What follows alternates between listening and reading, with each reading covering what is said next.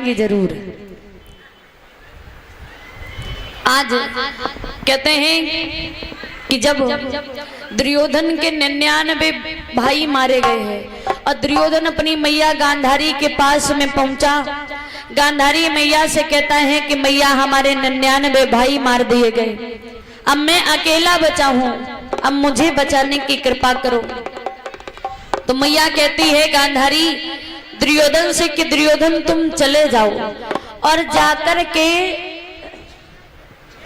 अपने महलों से निवस्त्र होकर हमारे सामने आना और मैं अपने आंखों की पट्टी उतारूंगी और जब तुम्हारे ऊपर नजर डालूंगी तो तुम्हारा सारा शरीर वज्र का हो जाएगा, फिर तुम्हें संसार में भगवान भी नहीं मार सकते। जैसे ये सुना, आज उसी समय दुर्योधन आया अपने महलों में, निवस्त्र होकर अपनी मैया के सामने जाने लगा।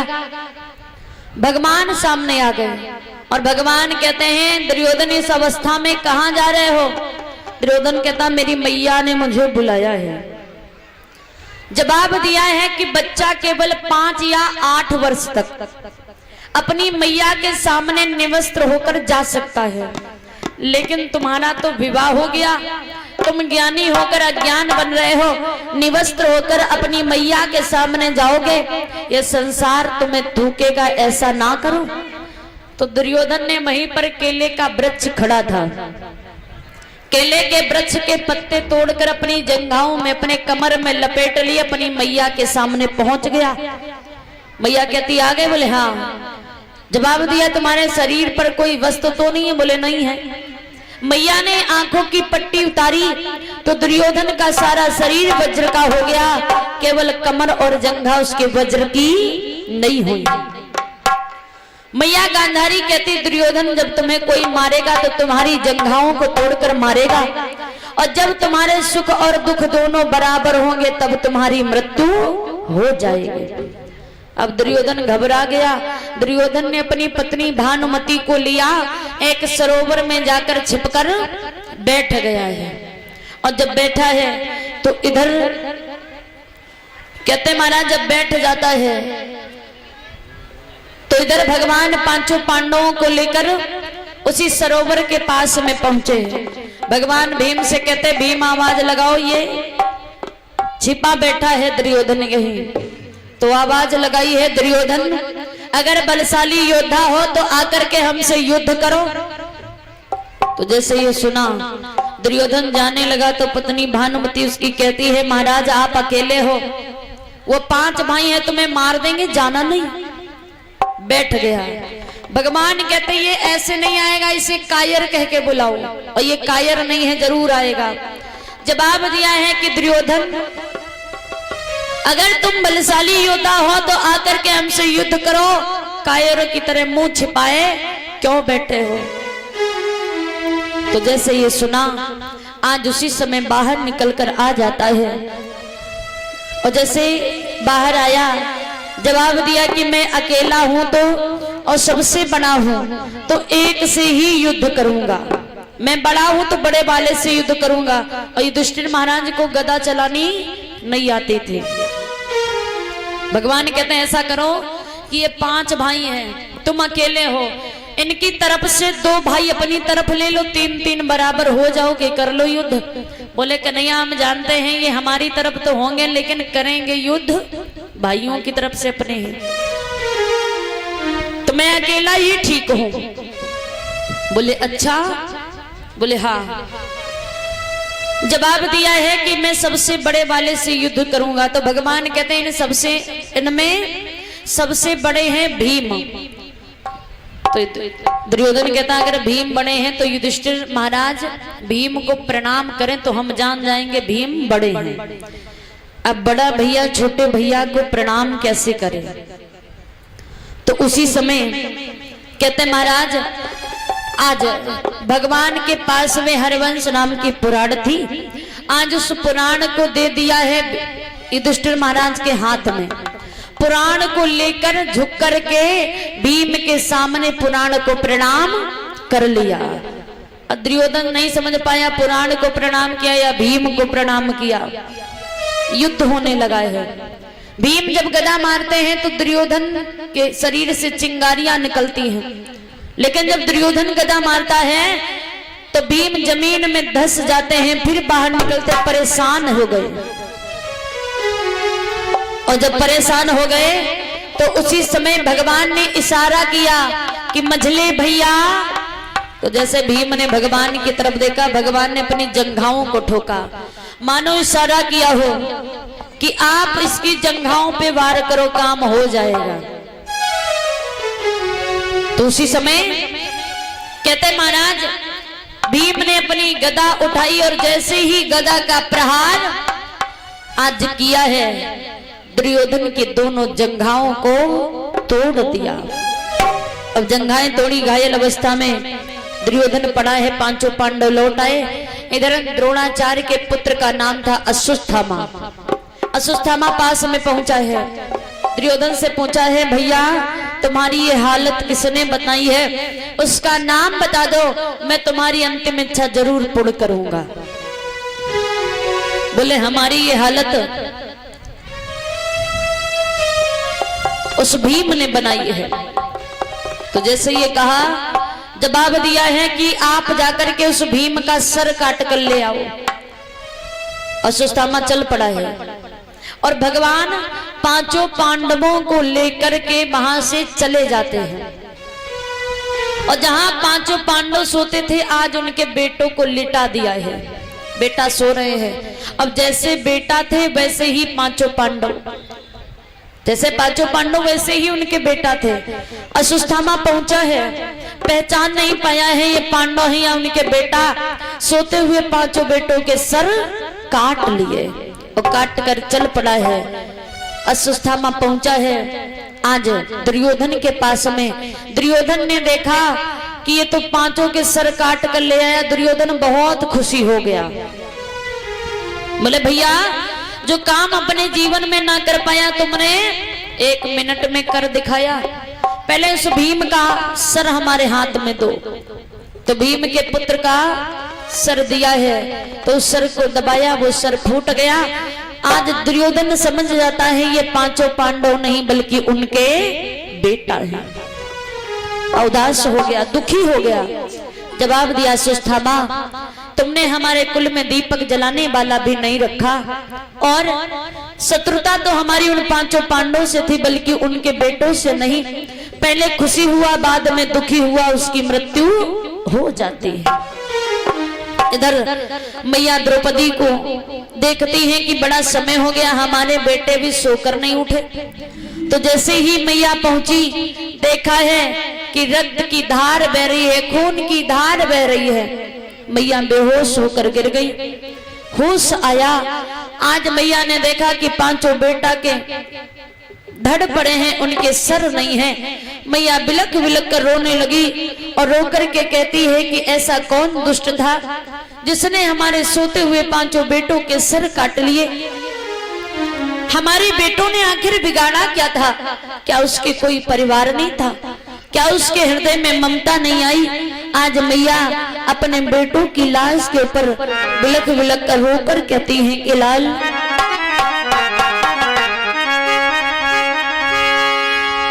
कि दिल के जो अरमान अधूरे रह गए, दिल के जो अरमान अधूरे रह गए।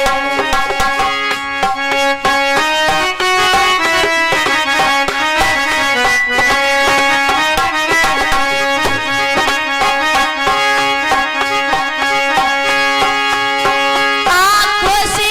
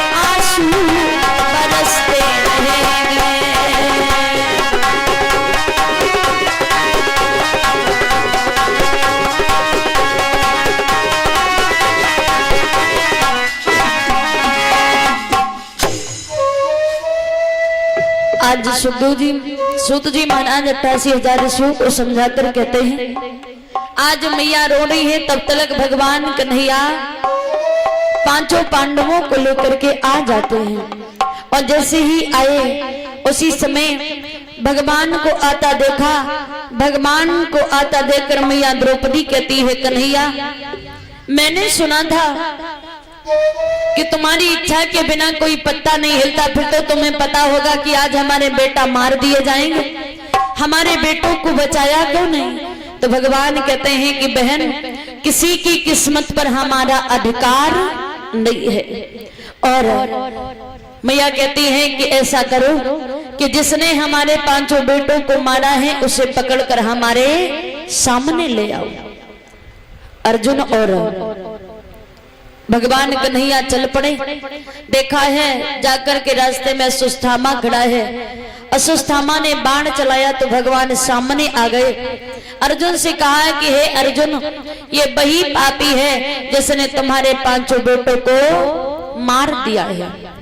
अब जैसे ये कहा उसी समय कहते महाराज पकड़ लिया अश्वत्थामा को, मैया द्रौपदी के सामने लाए। मैया द्रौपदी कहती ये तो हमारे गुरु के बेटा है, इनका मैंने क्या बिगाड़ा था? अश्वत्थामा विचार करता है कि अब तो मैं जरूर मार दिया जाऊंगा। तो अश्वत्थामा मैया से प्रार्थना करने लगा, मैया क्षमा कर दो, हमसे भूल हो गई, मैंने तुम्हारे पांचों बेटों को मार दिया है। अगर आप हमें मरवा दोगी तो मैं न्याय समझ जाऊंगा, अगर आप हमें छुड़वा दोगी तो आपकी दया समझ जाऊंगा। तो मैया द्रौपदी विचार करती है कि अगर मैं इसे मरवाऊंगी तो हमारे कुल में ब्रह्म हत्या लगेगी, और दूसरे ये गुरु का बेटा है। अब जैसे ये सोचा मैया विचार करती, इसे मरवाने से हमारे बेटा वापस तो नहीं आ जाएंगे। बोले श्याम ऐसा करो, इसे छोड़ दो। क्यों? बोले इसे मारने से कोई फायदा नहीं है। तो भगवान जैसे सुनते भगवान कहते हैं, बारी द्रौपदी, अरे इसने तुम्हारे 5 बेटा मार दिया, उसे छोड़ने के लिए कह रही हो? तुम्हारी जैसी नारियों से ये देश धन्य है। जवाब दिया है कि धरड़ी करड़ी है थमी हुई, तुम जैसी ही अबलाओं से बलवानों की यदि इज्जत है तो ऐसी सुशील महिलाओं से। तो जैसे ये कहा मैया कहती इसे छोड़ दो। अश्वत्थामा जाने लगा तो भगवान भीम से कहते हैं कि भीम इसने तुम्हारे 5 बेटा मारे, इसे मार दो। तो मारने के लिए उठे और मारने के लिए जैसे आगे बढ़े, बोले इसे छोड़ दो। क्यों? अरे द्रौपदी ने छुड़वा दिया है। भीम बैठ गए। फिर मारने के लिए जब जाने लगा, बोले इसे मार दो। जब मारने के लिए बढ़े, बोले बैठ जाओ, छोड़ दो। तो कहते हैं कि आप कहना क्या चाहते हो? बोले ना इसे मारो ना छोड़ो, इसका अपमान कर दो, और एक ब्राह्मण का अपमान करना मृत्यु से कई गुना ज्यादा होता है। तो उसी समय उसके मस्तक को चीरकर मणि को निकाल लिया। आज अपमान कर दिया है। अपमानित होकर अश्वत्थामा चल पड़ा। अब क्रोध में है और हाथ में धनुष बाण लेकर जैसे ही आज ब्रह्मास्त्र चलाया है। जो अभिमन्यु की पत्नी उत्तरा थी, आज गर्भवती है, उनके गर्भ पर मारा है। आज उनका गर्भ जलने लगा। तो उसी समय कहते महाराज उत्तरा ने भगवान को आवाज लगाई। भगवान ने चक्र को भेजा है, वो उत्तरा के गर्भ की रक्षा करता है। भगवान ने जले हुए गर्भ में दोबारा प्राण डाले। समय आने पर बालक का जन्म हुआ, जिनका नाम पड़ा है परीक्षित महाराज। कहते नाम परीक्षित क्यों पड़ा? परीक्षित की मृत्यु गर्भ में ही हो गई। भगवान ने जले हुए गर्भ में प्राण डाले, और जो पराई इच्छा से जन्म ले उन्हें कहते हैं परीक्षित। और कहते हैं हम आप सभी परीक्षित हैं। क्यों?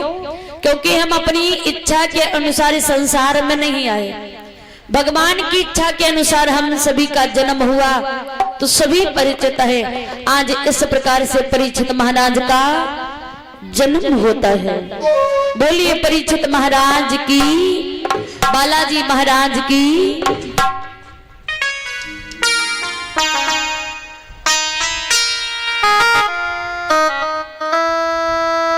सूत जी महाराज कहते हैं धीरे धीरे समय बीता है और जब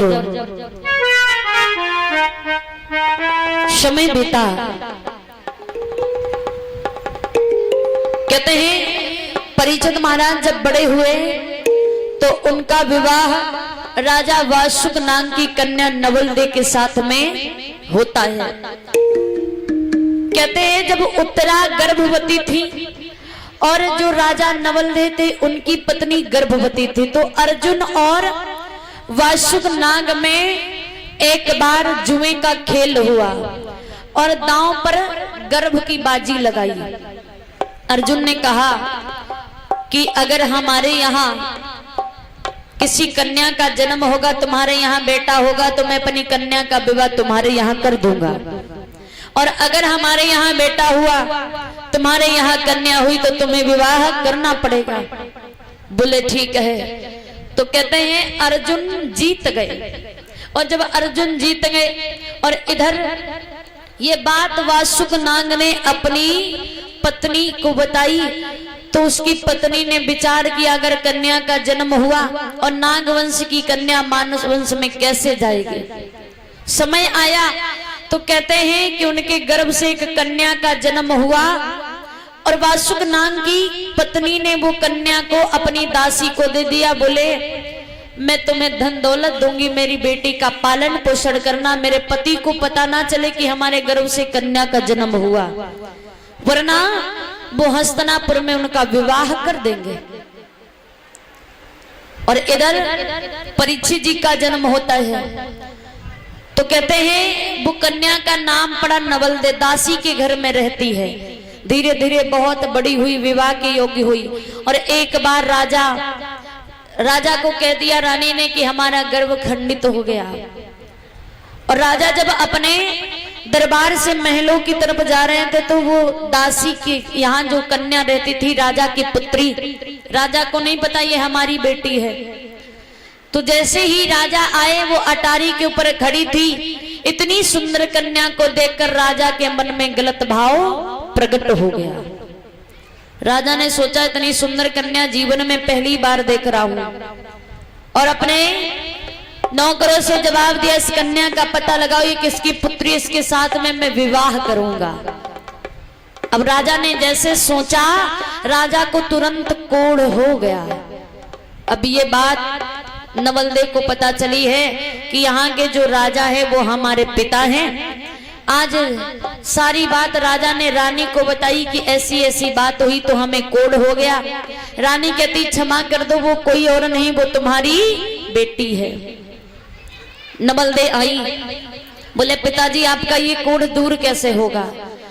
बोले जो हस्तिनापुर में राजा है युधिष्ठिर महाराज, और अर्जुन के पुत्र हैं महाराज, अभिमन्यु के पुत्र हैं परीक्षित महाराज, और उनके यहाँ अमृत का कुंड है, अगर तुम थोड़ा सा अमृत लाओगी तो मैं ठीक हो जाऊंगा। बोले मैं अमृत लेने जाऊंगी।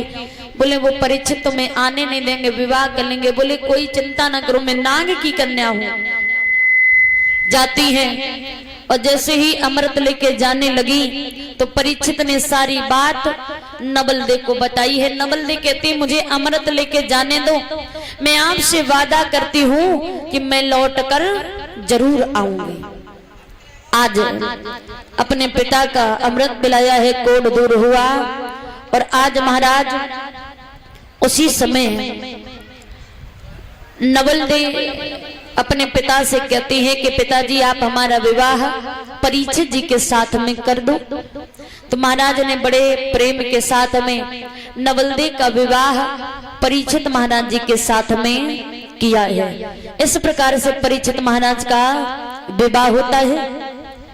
सूत जी महाराज कहते हैं कि पांचों पांडवों ने सोचा है कि अब हमारे भजन करने का समय आ गया। अपनी पत्नी द्रौपदी को लेकर के हिमालय पर्वत की तरफ चले जाते हैं, और हिमालय पर्वत की जब तरफ जाते हैं, परीक्षित को हस्तिनापुर का राजा बनाकर परीक्षित अपने हस्तिनापुर वासियों को बड़ा प्रेम से रखते हैं। एक दिन की बात है कि जब जंगल जाते हैं तो जंगल में उन्होंने देखा कि एक गाय रोते हुए आ रही है, गाय के पीछे से बैल और बैल के पीछे से एक काला क्रोध चंडाल है जिसके हाथ में मूसल है। जब उसका मूसल पृथ्वी पर पड़ता तो सारी पृथ्वी कांप उठती है। वो और कोई नहीं था, कलयुग था।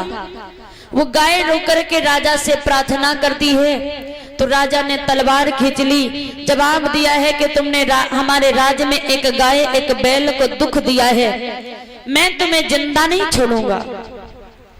तो कलयुग हाथ जोड़ कर कहता महाराज आप हमें मार नहीं सकते। क्यों? क्योंकि मैं कलयुग हूँ। अगर आप हमें मार दोगे तो ब्रह्मा की आन झूठी हो जाएगी। ब्रह्मा ने 4 युग बनाए हैं, सतयुग, त्रेता युग, द्वापर युग और कलयुग। तो मार नहीं सकते हो। बोले तुमने हमारे राज्य में गाय को और बैल को इतना सताया। बोले महाराज वो गाय कहती मैं कोई गाय नहीं हूं, मैं पृथ्वी हूं। बैल कहता मैं भी बैल नहीं हूं, मैं हूं धर्म। और महाराज इस कलयुग ने आते ही इतना बड़ा पाप करना आरंभ कर दिया, ये पापों का भार हमसे उठाया नहीं जाता है।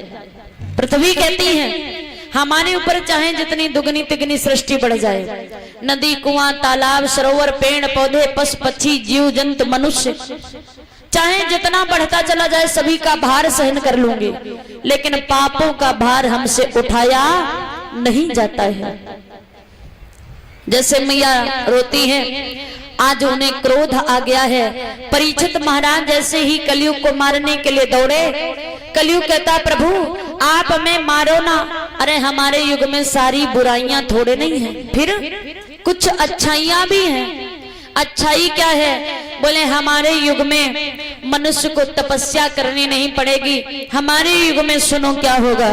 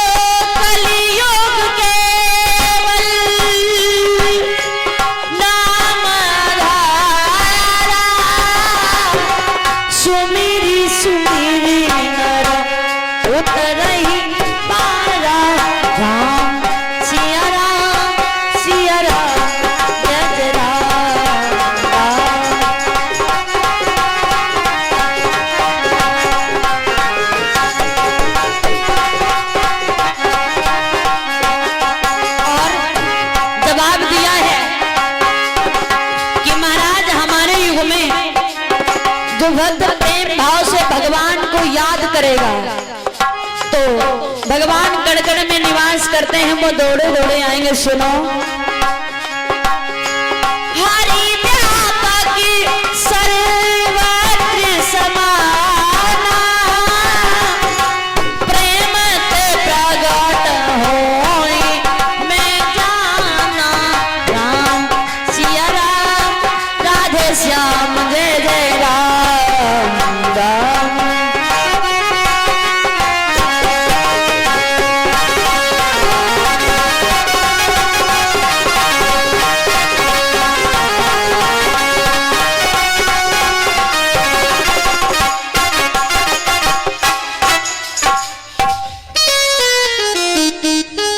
अब जैसे ये कहा है तो भगवान आज कलयुग की ये बात सुनकर परीक्षित कहते हैं कि मैं तुम्हें मारूंगा नहीं, लेकिन तुम हमारे राज्य को यहाँ को इस संसार को छोड़कर चले जाओ।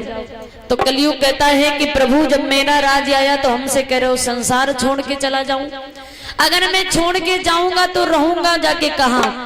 तो परीक्षित महाराज कहते हैं कि हे कलयुग मैं तुम्हें स्थान देता हूं कि तुम्हें कहां रहना है।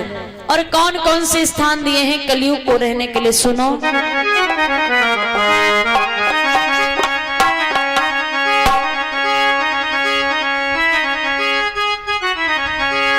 कि जिस जगह जुएबाजी हो या झूठी गपोड़ियां चलती हो, झूठी गपोड़ियां चलती हो,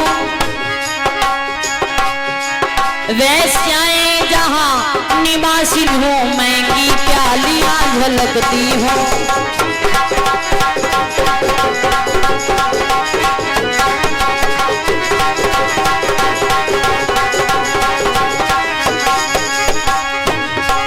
जिस जगह दूसरी की धन पर तस्कर जन सेध लगाते हो, तस्कर जन सेध लगाते हो, जिस